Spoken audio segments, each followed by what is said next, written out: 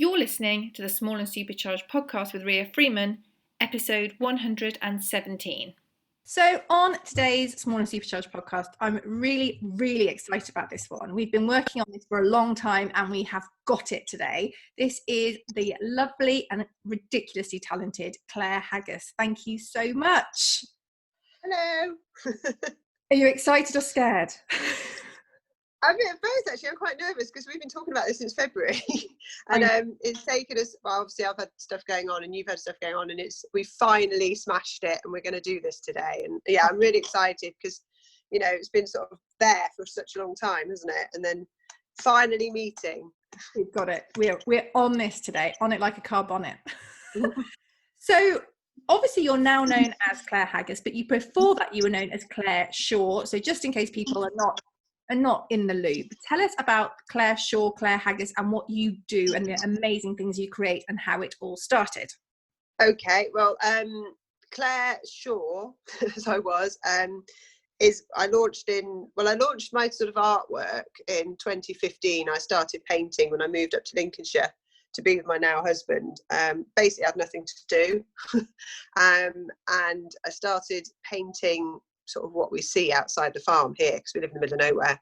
And I just started painting pheasants. I'm self-taught, so it was a case of something that I did at school as up to A level, but then never pursued after that. I went off into a career of marketing and sales and stuff from university. So it was just something I just sort of picked up pencils and started doing. And then through social media, really, through Facebook initially, I started selling ridiculously cheap pieces of artwork which were rubbish on Facebook, and I created like a little following, and it wasn't massive, it wasn't, you know, anything amazing, and then slowly I got more and more known. And then in 2016 the House of Brewer Art Gallery took me on as one of their artists, and that's when it went sort of a bit more crazy. It's sort of a big snob factor with art, and I think because I was in there, people went, oh, actually, she might be quite good. She must be quite good, you know. So it was all rubbish, really. But it just made me more well known. A bit keeping up with the Joneses is a lot of that in art. If someone's got their piece and, you know,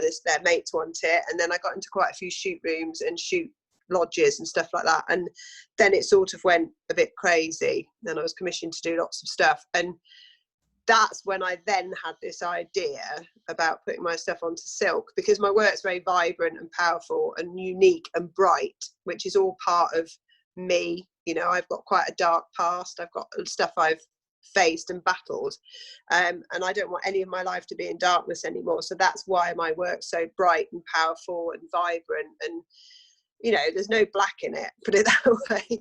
I love that.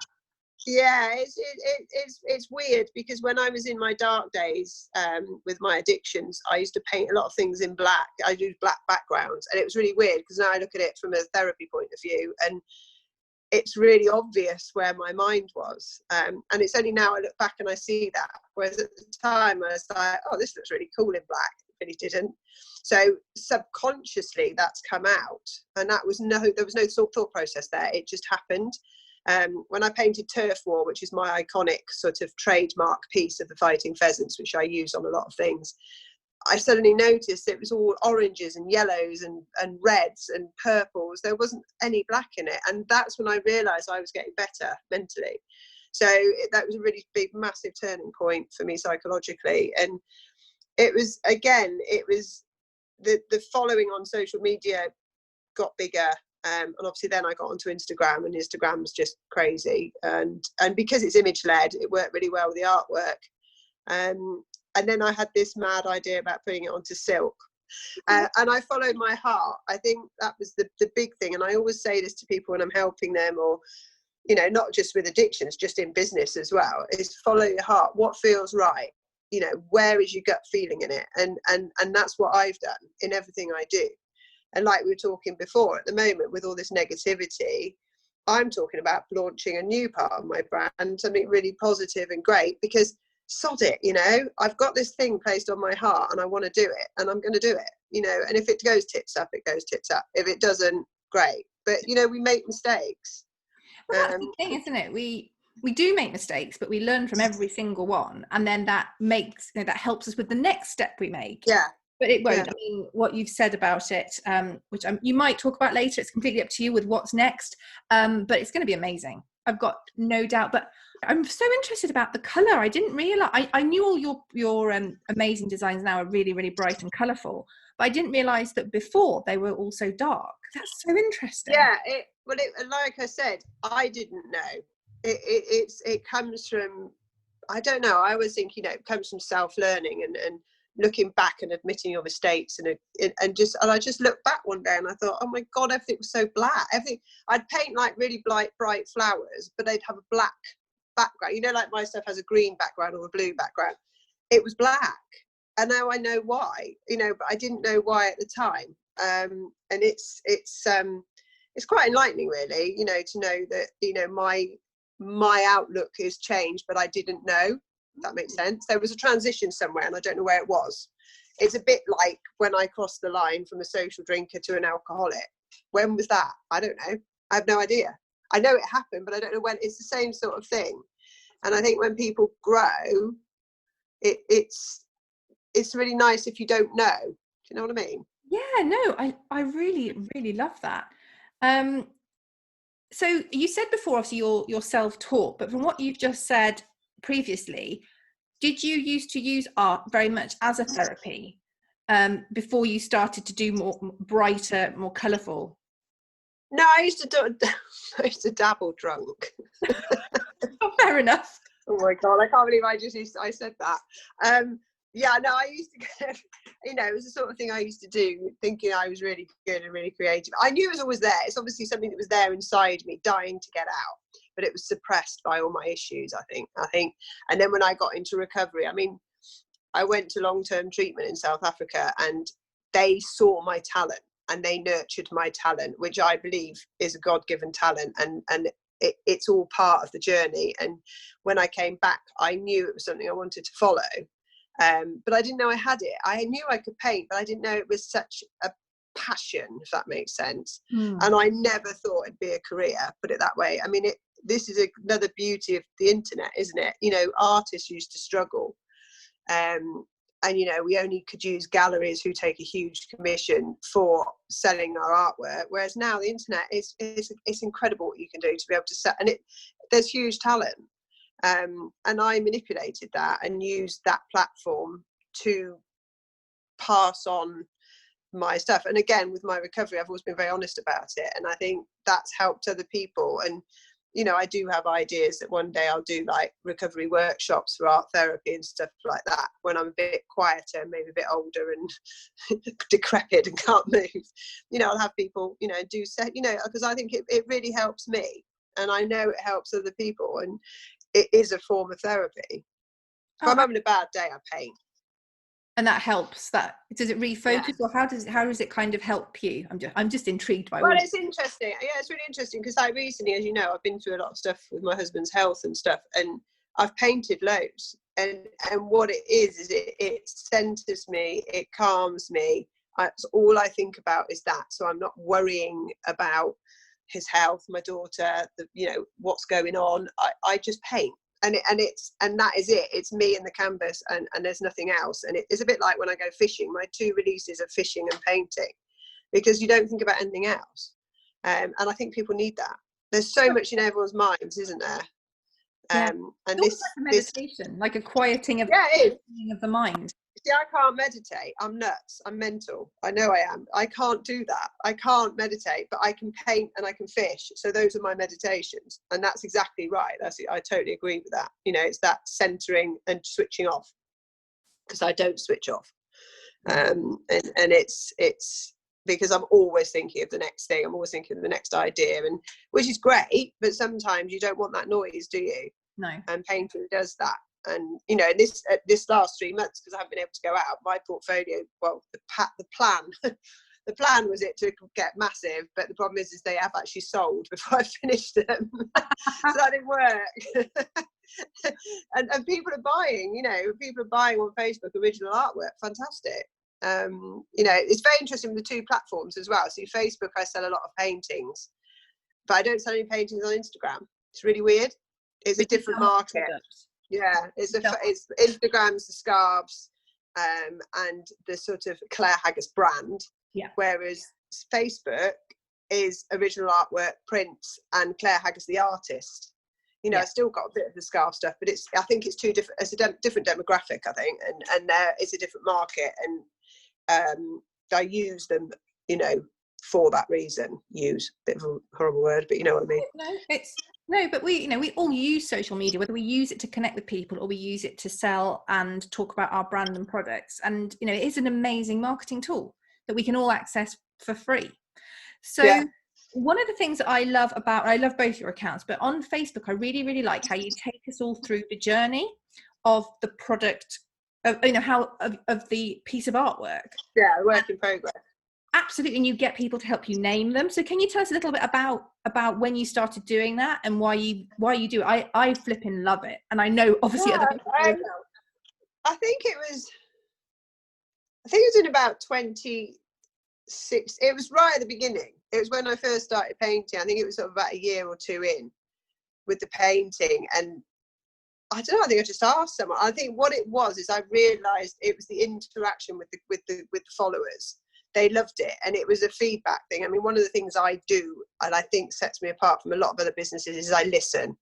I listen to feedback and I take it on board, and I will change it. I will do it, and that's one of the things my customers always say to me. God, I think an account said to Emily the other day, God, Claire really listens. Claire really takes it on board, and I think that has come from that naming thing on Facebook, where people get really excited, and they get quite competitive, actually. I've had instances where two people have said the same thing, and then I've picked one. It's like, well, I said it before. And I've had to trawl through and look at the time that they commented and stuff like that. It gets quite heated, but it's just, I don't know, it's just a really nice thing to do. It's giving something back as well, isn't it? And you know, they get a print, the person that names it gets a signed number 1 signed edition print, number 1 or 2, it's very low, and you know, that's their gift from me for that, and I think this incentivizes people, but I don't know, it's just grown. And then I'll say, you know, about the color background, should this one be blue or green, and you know, they really like it, and I think it makes people feel part of what I'm doing. It's not all taking, and that is why personally I think social media is so great, but it can be negative at the same time, because people like to criticize.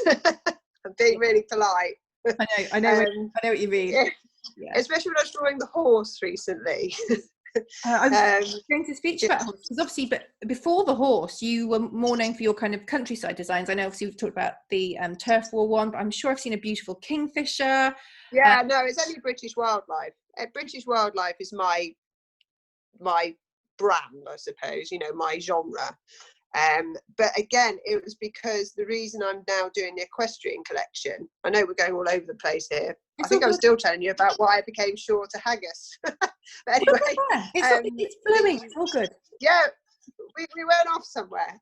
It's what I do. No, the equestrian brand came because people were asking me for it. It's as simple as that. Everyone was saying, why aren't you doing equestrian? My stockists were saying, why aren't you doing equestrian? My customers were saying, why aren't you doing it? I thought, and it was actually when Will was in hospital recently, I was just sat in the hospital and I'd started drawing the bridles and the leather work and stuff. And then I thought, right, and then I sketched the design. I just did it. It's what I do. I just do it. And again, within a month, I've got the designs done. They're being the samples are being printed at the moment, and I'm hoping to have them launched July, God willing. So that's, you know, and we just, it's what people want. And if that's what my followers and customers want, I'll do it. You know, funnily enough, I put something on Instagram last night with the new monochrome that I'm bringing out, and then 3 or 4 men mentioned, oh, could we have ties? So now I'm designing the ties for them in the monochrome. Now, I wasn't doing that yesterday. Today I'm doing that. I'm now doing monochrome ties because it's what my customers have asked for. Mm. And I think that's really important. It's not about me. You know, sometimes I don't know what they want. And I didn't know blokes wanted monochrome ties, but they're having them now, so they've got to buy them. I think the fact that you ask, and as you say, that you listen, rather than going, oh well, I envisage this on A, but someone's going, I really would like this on A. You go, well, yeah. If I can do it, and I'm happy with the quality and everything else, then exactly. Yeah, I mean, again, like last year, I did a cashmere modal mix, and I wasn't. The product was really nice, but I felt it wasn't good enough.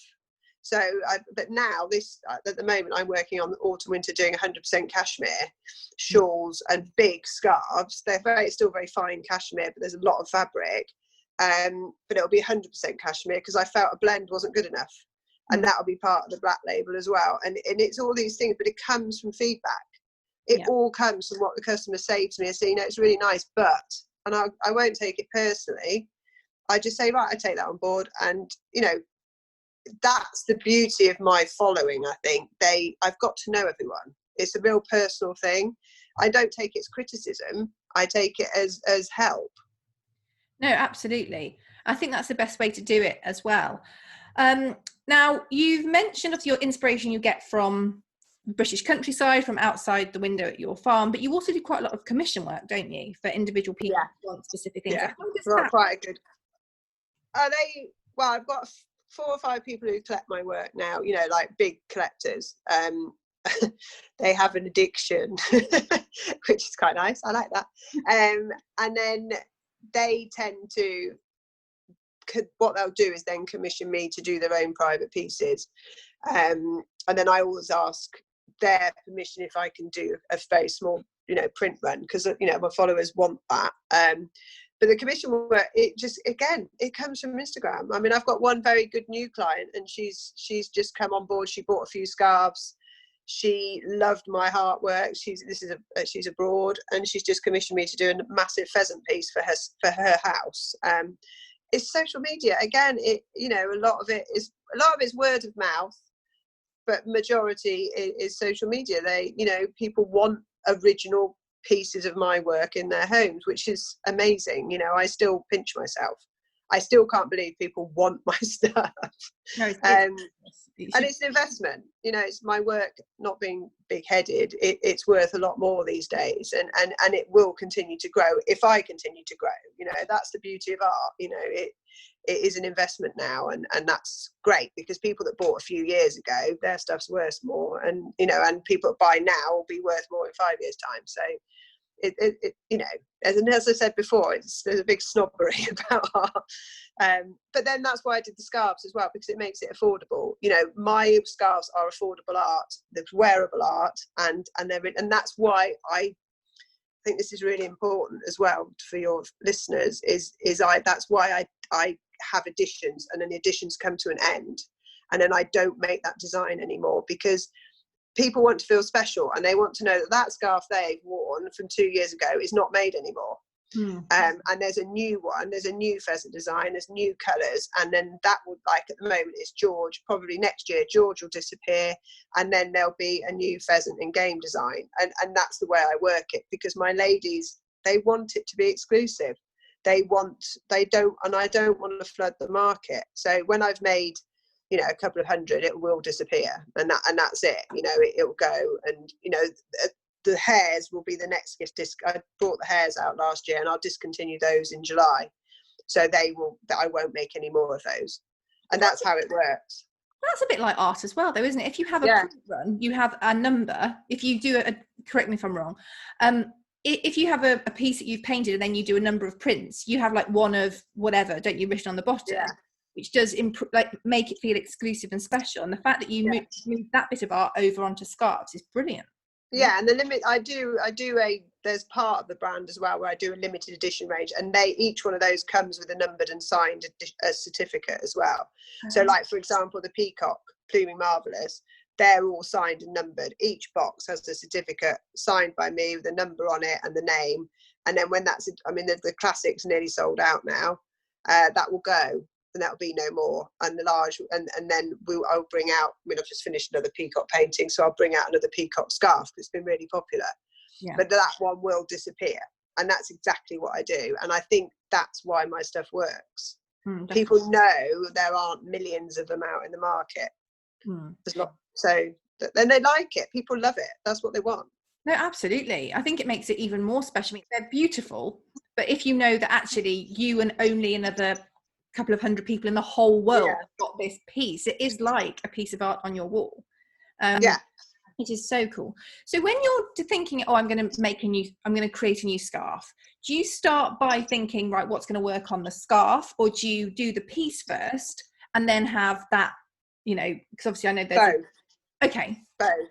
So, for example, with the pheasants, that's a no-brainer because I just paint pheasants anyway. That's what I'm known for. And then each year, the most recent pheasant painting will go on to scarf. So I've just finished Spur Crazy, which is very relevant for the current situation.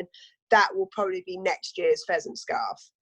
And then I did Claude, which is a little partridge. He might appear on there as well. Or Claude might actually have his own range. I'm not sure yet because I quite like Claude. So honestly, I'm crazy. It can change daily. Like I said before, I wasn't doing monochrome ties. I now am because I did a monochrome post last night. And then yesterday I wasn't sure if I was doing a black label or not. Today I'm now launching an entire black label collection in the autumn. So literally I change and then I get the feedback and then I think, yeah, I'm going to do this.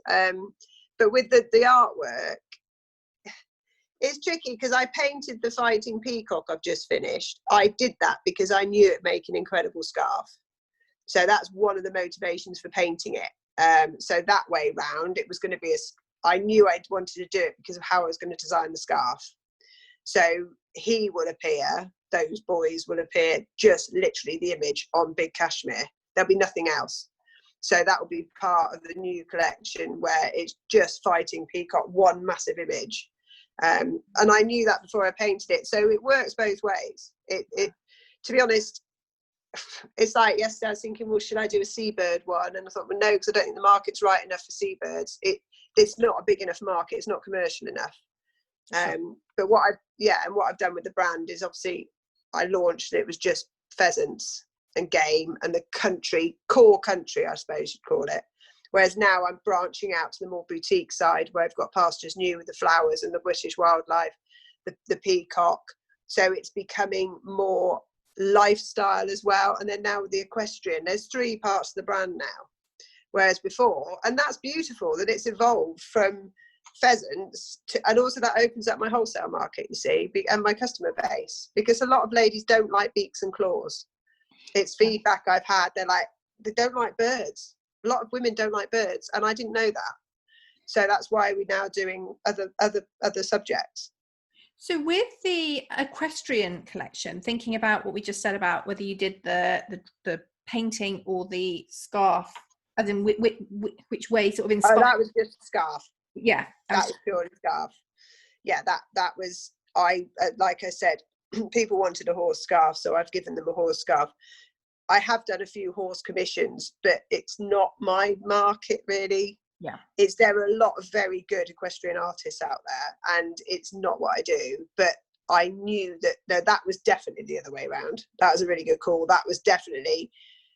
I don't do horses. No, but I have seen your in the drawings of the scarf, and it is beautiful. Like, I think that's going to be just amazing in real life. So 2 things to ask. I mean, I've got loads of other things, but so we're saying, you know, your art goes on to scarves, and that's also expanding onto other products, isn't it? So what other products are in the pipeline? Oh yeah, I forgot about the home collection. I forget. I get really. Yeah, the home collection's just launched. We launched. Obviously, it launched at the completely wrong time, so I didn't realise it was going to be a flipping pandemic. So yeah, they were in production to launch beginning of April. Obviously, they were slightly delayed, but again, thanks to British manufacturing and me sticking to my integrity, they didn't close down.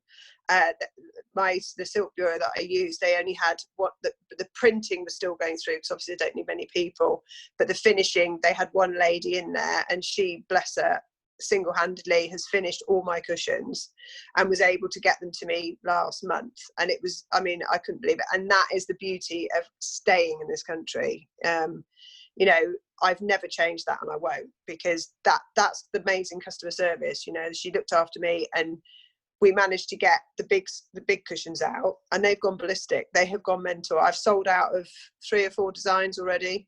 Last weekend they were just flying. My post office were like, oh my god, it's another cushion box. And I didn't think they'd sell at the moment. I honestly didn't. And they've gone really well. And then the smaller cushions will be here soon. And then I'm hoping that will expand. The plan is that will expand onto fabric maybe wallpaper, definitely table mats, napkins with napkin rings with my, my scarf ring. The napkin rings will be the same as that, all in beautiful packaging. Because I think the packaging is a massive part of what I do. It's experience, isn't it? The packaging, yeah. Let's say the handwritten certificate, the signed certificate, it's the experience of it. Yeah, I mean, I've spent an awful lot of money and time investing that part of it, because when they open the box, they've got a luxury bag, Clare Haggas branded bag, then drowning in tissue paper, and then the box and the ribbon, and then with the scarf rings, they're a box in a bag with a little baby bag, which I love.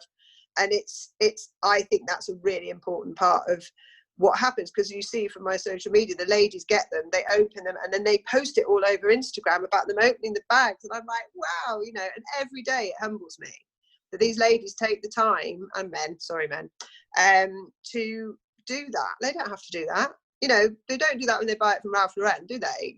They do it for me, and I think that to me is more important than anything else. It's crazy. And it makes me so happy. and I think it is people that, because they buy into you as much as a beautiful and the beautiful art, they buy into you as a person, and that they can connect with you, they can give you their feedback, they can ask you a question, and you're there answering.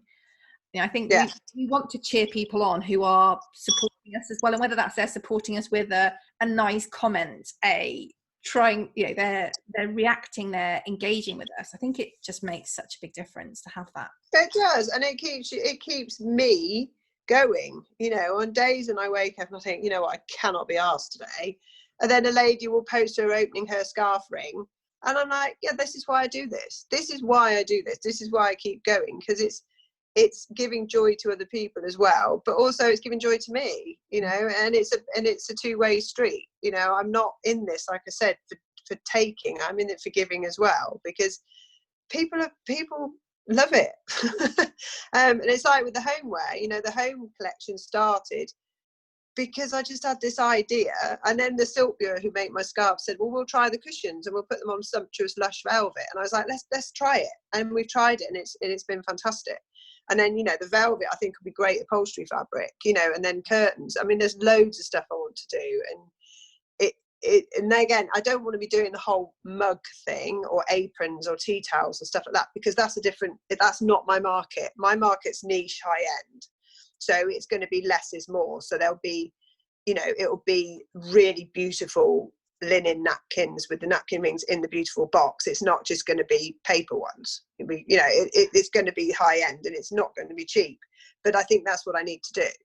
I start doing aprons and tea towels, I'm taking away from my brand, and I think it's really important to keep that core price point and not go below it. Now, you've mentioned a few times the black label. Can you tell us anything about that? Yeah, I only decided yesterday. What we're doing is really exciting, actually. I'm really excited. I am. It's going to be really limited edition. So basically, I will probably only make about, I think I'm going to do 100 of each design. That'll be it.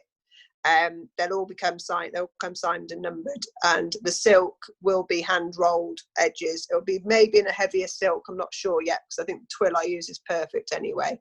They're going to have different branded boxes. They're going to come as like a self-branded black. There'll be different labels. There'll be slightly higher price point, but that's because they are going to be so limited. And it will be silk, and then it's going to be 100% cashmere, and that'll be launching in the autumn. So, and they'll have their own bags. Everything will be branded differently. So it'll be, I know a lot of people do like a gold label. It'll be similar to that, but it'll be my black label. And like with my scarves, I have Clare Haggas in. These won't. They'll literally just have a black label with my logo on, because if you know, you see. It doesn't have to be told. Yeah, it's going to be really subtle. And again, the big peacock will be on a large cashmere square. Then I'm doing the monochrome on the silk, and then I'm going to do a monochrome cashmere as well, long wide scarf, and that will be the launch items. Ooh, so it's just something I think the brand can handle.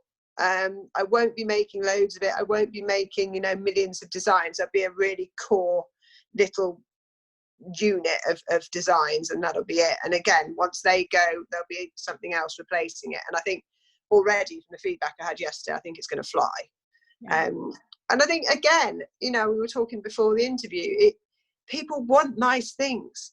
We don't have to discount. We don't have to have everything in sale. Let's give our customers something really special and something really beautiful that they can cherish, rather than, something I've had to discount because I can't sell it. Yeah. And this is the thing. I think it's about giving, I don't know, it's about giving something back, but also giving something that they can have forever. Because see, the monochrome's classic, that's not going to date. And I think it's very classy. And from what everyone said last night, they absolutely love it. So it was an idea that's now actually going to happen.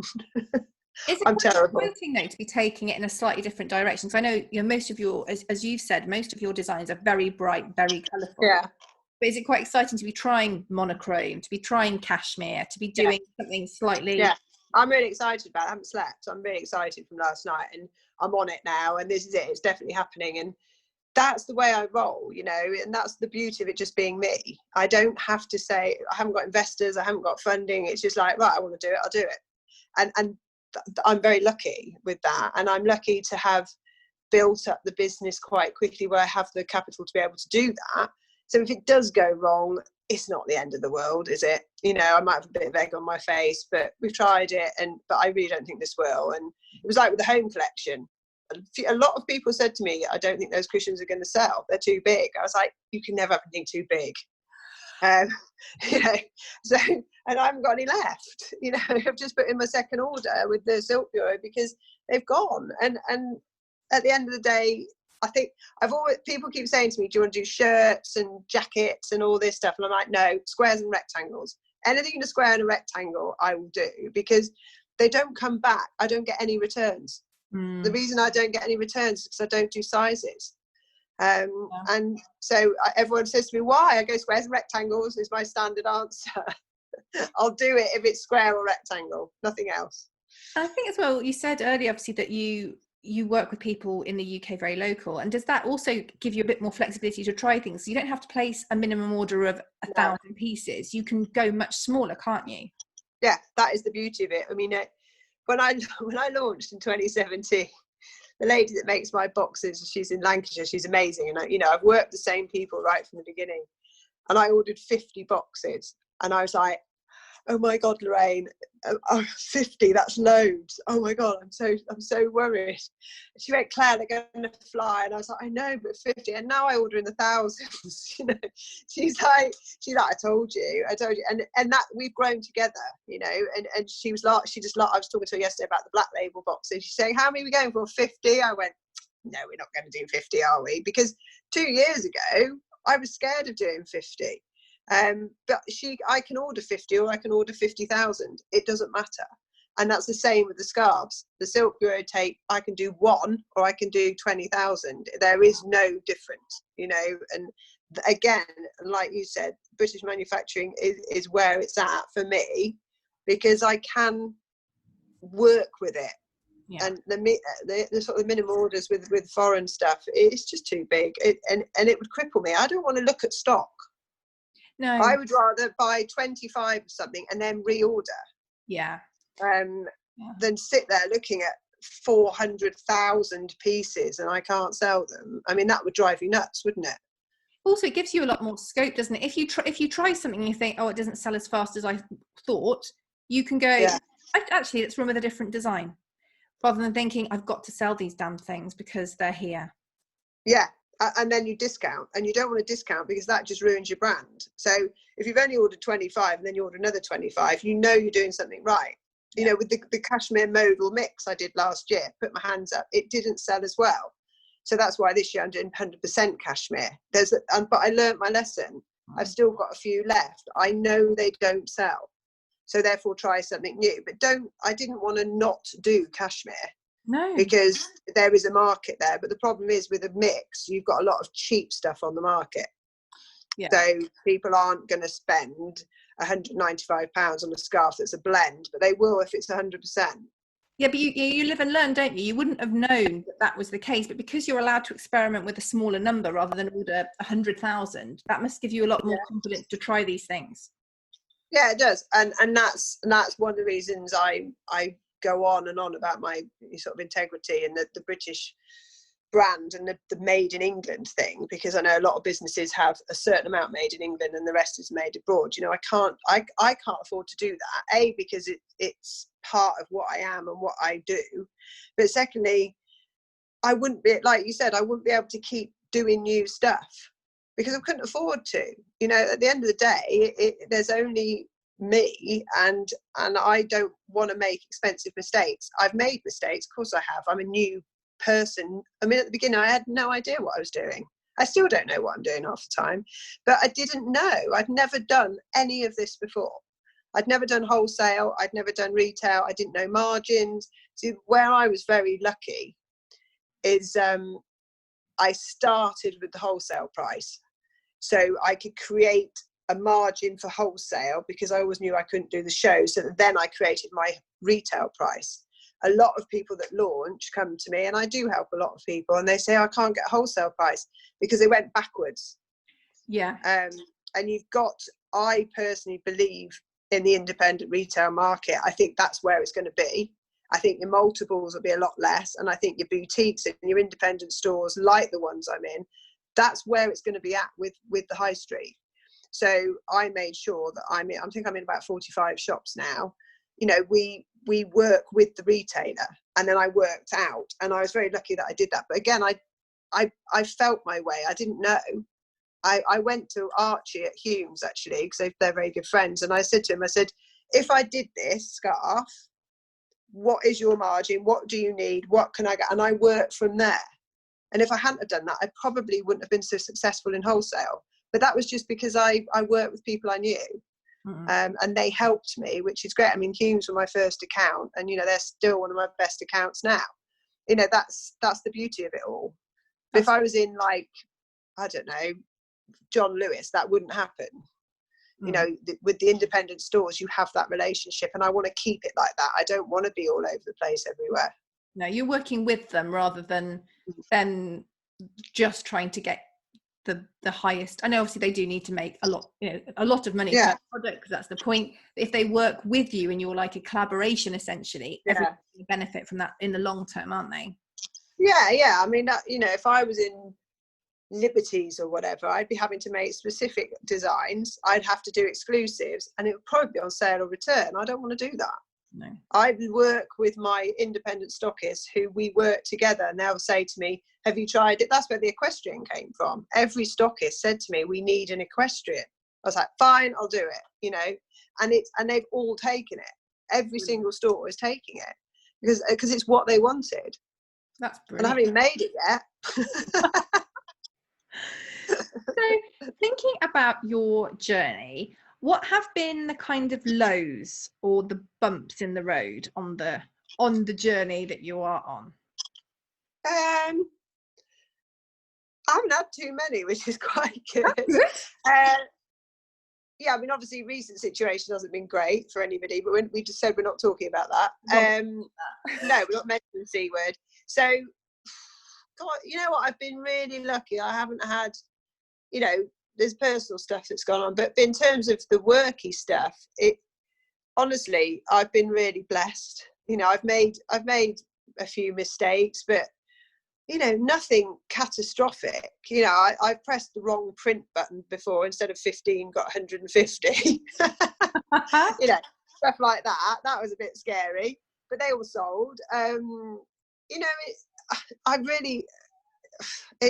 been really, really lucky. It's been a huge learning curve, learning the social media, you know, learning how, you know, Facebook and algorithms, and I'm not brilliant at Facebook marketing, but to be honest, I haven't really needed to do it. And I'm asking for help. I'm not the best at asking for help. You know, delegating to Emily on the wholesale side was quite hard just because of my pride. But then I've realised it was the right thing to do.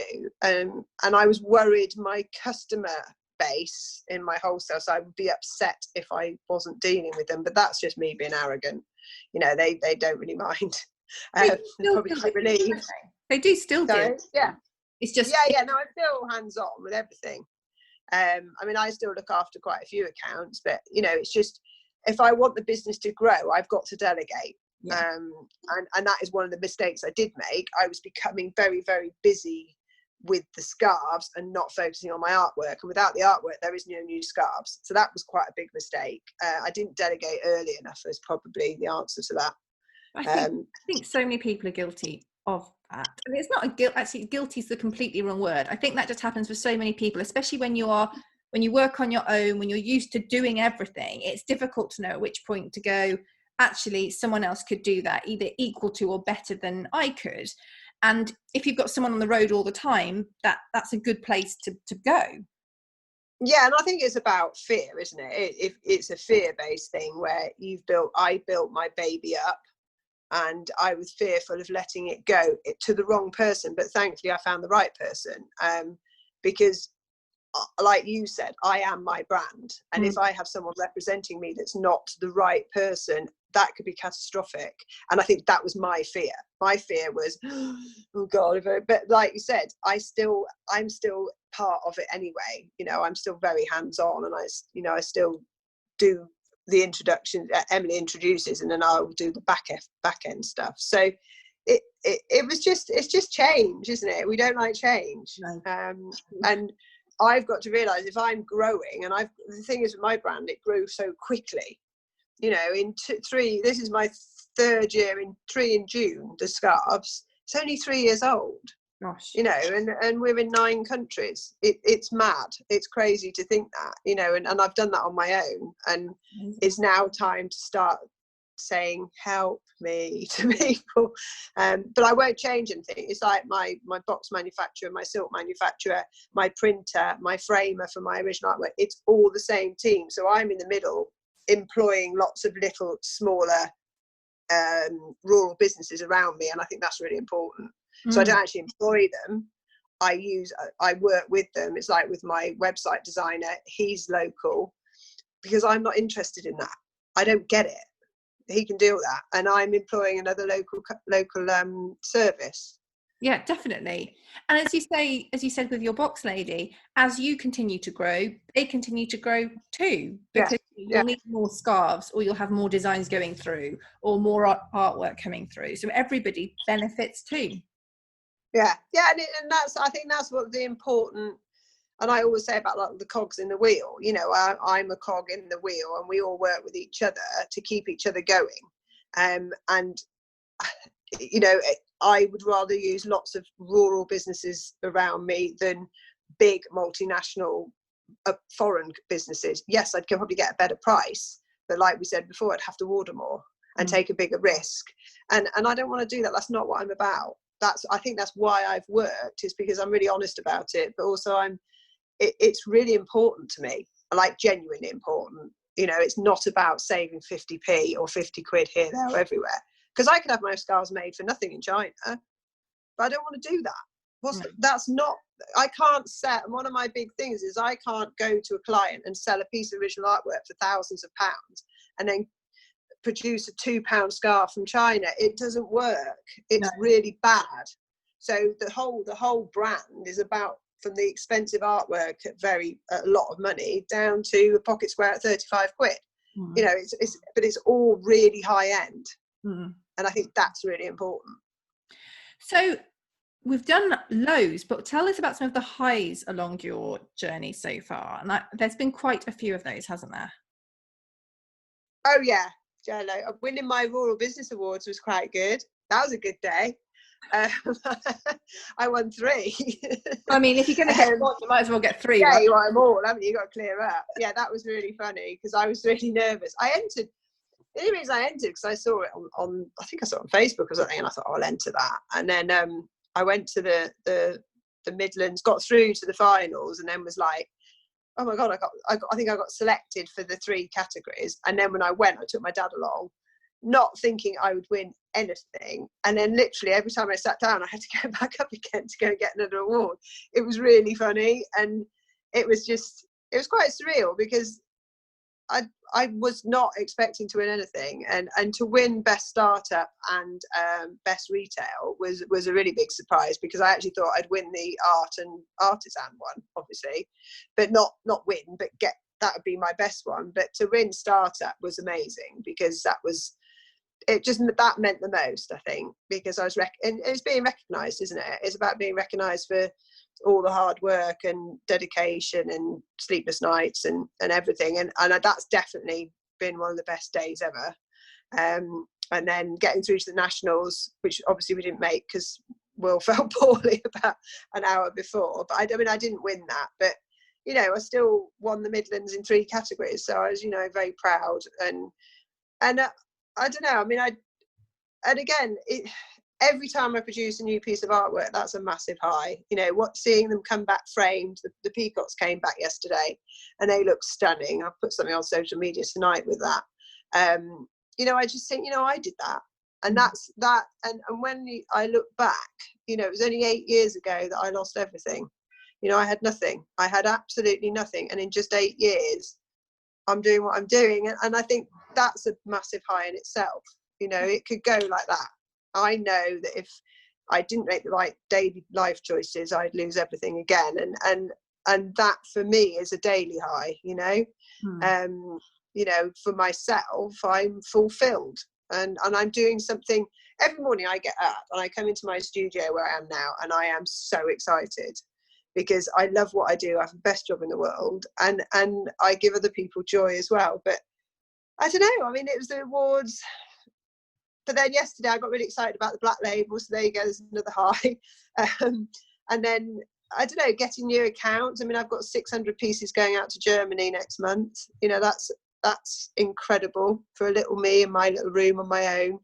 And that's a massive account in Germany, and that's a contract I recently got. So, things like that, I just think, I did that, I did that. And no one else did it for me. So it's really, I don't know, it's really humbling and satisfying, I think. Each day is a high for me because I can actually get up. I love that. You're so inspiring. I can see the kind of screenshot and shares we're going to get from this. It's such, I actually thought you've been going for longer, even though I've been following you for quite a long time, because you're so established and the range has grown so quickly. Yeah, a lot of people say that. A lot of people think I've been established about 10 years, but I think that I have perfectionist issues and I think that's a good use of them is in the branding and the packaging and me and the attention to detail. I think the attention to detail is really important. I think that's why it's established quite quickly. But I think that's where, when I was working in London in sort of 2000, sort of from uni to about 2001, that's what I was doing, marketing and sales and a lot of branding. And I think, although I hated it's coming to use now. So it's a positive. At the time, it was, my downfall, because it's where I started all my addiction stuff. But in the grand scheme of things, it's actually a blessing because I use all that now. And I think that's why it's been established. The word you use, very great word, that quite quickly to give, I don't know, it just feels whole. It feels quite wholesome. But I've kept it very simple. I haven't, when I changed from Shaw to Haggas, it was very nerve-wracking. I was like, oh my God, but the brand was young enough to handle it. I'd only been going 18 months at that point. So it was very easy for me to organically shift it. What we did on the website is, and it still happens actually, if you put in Clare Shaw, it'll automatically click over to Haggas. Right. So there was a seamless transition. We did it really organically, like with the boxes, anything that was already boxed up still went out of Shaw. There's still a few knocking around that's Shaw, and then it Haggas, but it was a Shaw box in the Haggas bag. So it became sort of subtle. And there wasn't a big launch, and I managed to do it without any wastage as well, because it's really important to me not to throw anything away. Expensive, those boxes. I wasn't chucking them away. I'm too tight. If you buy quality boxes from England, which you really do, you don't want to be binning them. I mean, that's not good for anything. I mean, I've still got a box of them here, and what I'll do is, if I'm doing like a sample sale or something, or a show, some of the stuff can go out in the Shaw boxes. But I mean, everything's in Haggas now, so it's taken about a year. But I'm really old-fashioned. I didn't want to stay Shaw if I was married, and I felt it was the right thing to do. And also, I quite like the name. No, it's quite cool. It's a good name. No one's called Haggas. It's unusual, isn't it? Yes, he's saying no one's called. It's a really unusual surname. Yeah, and it gave me a chance to I created the crest. You know, the crest is really important. People probably don't know this, but the crest has got like the hammer and the arm, which is part of the Haggas name, what they call it, crest, isn't it? Okay. But it's but also for courage, for my sort of recovery. But also then you've got the 2 Yorkshire roses, which is will. You've got the tree, which is Gloucestershire, which is where I'm from, but also the tree of growth for my growth. And then you've got the 2 partridges, which is my artwork. So there's all of that brand has got a story with it as well. And it's really important to me. And as I do more stuff, I think on the question, we've used the logo a lot. So the logo will become more of the brand over the time. And like with the black label, it's just the logo. There is no Clare Haggas on the black label branding. So it's developing it, and it's keeping it, I don't know, it keeps it quite fresh. And also I really enjoyed doing the transition, but I was really nervous it wouldn't work at the same time. But people now just know me as Haggas. It's worked really well. Because you were worried that people wouldn't recognise you. Yeah, I was worried that people would recognise me, or they would only want, well, like but like on my Instagram, I put Haggas, previously known as Clare Shaw, but now I've taken that off. So that's, I knew it was time. So I'm just Clare Haggas Fine Art now. And I think because as many old customers I've got as many new. So it was able to do it. And again, it's because it was still young. I think if I'd have been like 10 years established, I couldn't have done it. I wouldn't have done it. I think because your artwork is so distinct in the best possible way. And I think that even if you put, John Mitchell on it, people would still go, hang on a minute, that looks a lot like her. Yeah. So you've got that. Yeah. It's not branding, it is you out in the world. Yeah, you're right. My art, my designs and my artwork are very obviously mine. And I think it's like with the ties. When I launched the men's ties, I went quite safe with the first design. I went very small turf war, and it was all right. It sort of worked, but the men were more difficult to get onto the brand anyway, because, not being funny, they didn't want to spend 90 quid on a tie because they can get a 30 quid tie, which was the argument I had. But it's not limited edition, it's not signed and numbered, it's not made in the UK, all that stuff, but they don't care about that. But what I did then was make the more flamboyant design, and it sold out in weeks. Really? And I thought I should have gone safe, but no, what the guys want is they want something different. And that's where I'm with the ties now. They're more flamboyant, they're more, and that's now they're happy to pay the money. So it's a chicken, and again it goes back to the learning curve. That was a mistake I made. I made the design too small on the first ties because I thought it was the right thing to do, but actually no, they want them like the scarves. But as you said, you went with what you thought was right, because a lot of ties out there have got very small designs on. Yeah.